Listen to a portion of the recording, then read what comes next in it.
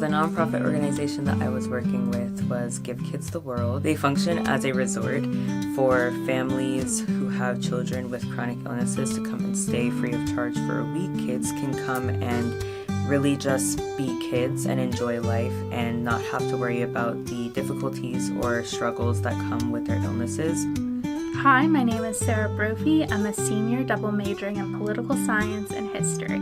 This summer, I served with the Excellence Center in Halle, Germany, providing refugee resettlement aid to the refugee community there. The organization specializes in language services, but also provides volunteers for other necessities for the community.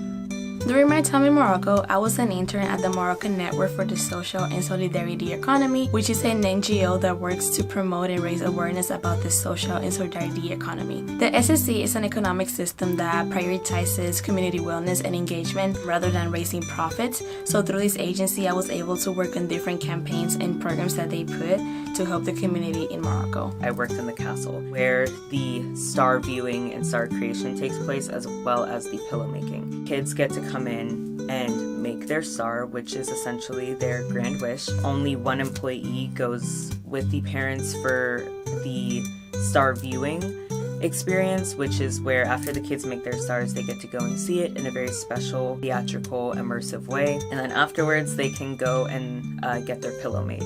And that is where I came in. I was able to make the pillows for the kids. They go to this space that is made of recycled parts like buttons and straw. It looks like a real life forest, and there you meet Buttons, the squirrel with albinism. My service specifically centered around teaching English and getting people accustomed to American culture. It's a lot of adaptive learning and leadership to provide helpful information to the refugees. A lot of my students were actually adults, so we did a lot of things regarding their jobs, how they might be able to interact in the US regarding that. And I also was able to go and serve as a volunteer at a festival to mark the end of Ramadan. One of the projects in which I work on specifically was creating a Spanish report and some presentations to highlight and summarize one of the previous and recent projects that they did with a Spanish agency called Manos Unidas. It was a collaboration between the two of them, so I was working with my Spanish language skills, and I was helping them out to create like a summary of like what the project looked like. One thing I really learned about is patience. I would be talking with families and they would go into depth about the situation that their child is dealing with, and I would get very angry about the slowness with which action is taken at times to help children or provide comfort for them in like medical situations. And I would get angry with the fact that the most that I could do was drive them around in a golf cart.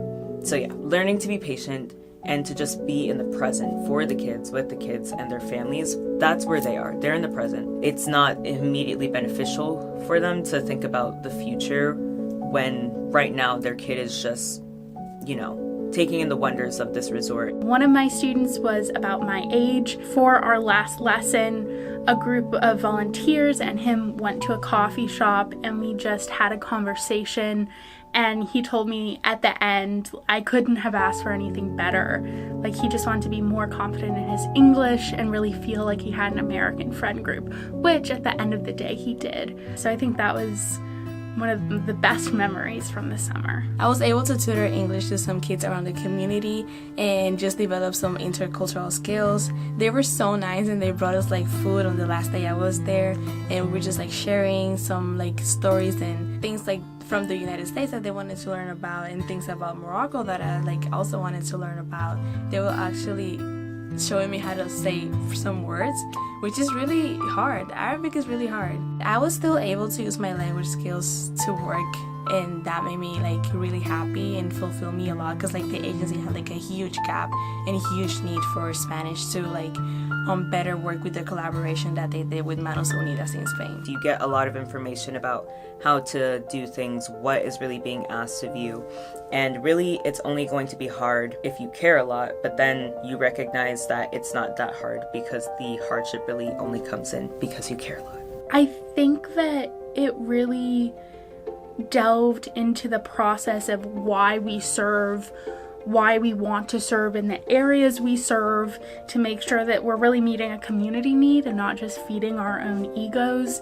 And as long as you want to serve in an area where it's needed and you let that passion kind of pour onto the paper, it's a really easy process, and I definitely would recommend it to anyone who wants to spend a summer doing service. You have to create a proposal, you have to create a budget, and you have to show intention behind your dream of going to somewhere else to the service. Although it was really intimidating throughout the whole application process, I received a lot of support from the team. They were really welcoming and they allowed me to fulfill my dream basically. So thank you so much for that. This would have not been possible without all the support that I received from the Moellership and their amazing team.